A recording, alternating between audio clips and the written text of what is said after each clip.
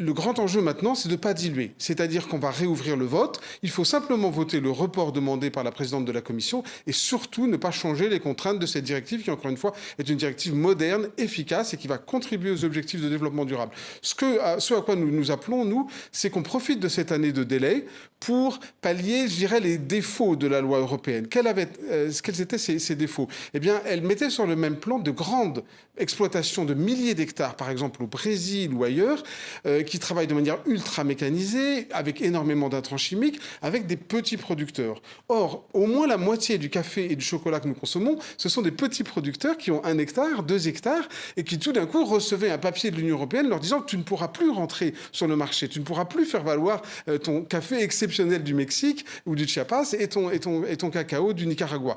Donc ce que nous souhaitons, nous, c'est que l'Union européenne les accompagne, les dote des outils, par exemple, digitaux. Ils doivent fournir la localisation de la parcelle en envoyant un point GPS, en disant, voilà, je me trouve loin de toute forêt primaire, je ne déforeste pas. Eh bien, pour ça, c'est très compliqué quand vous êtes à 2 $ par jour.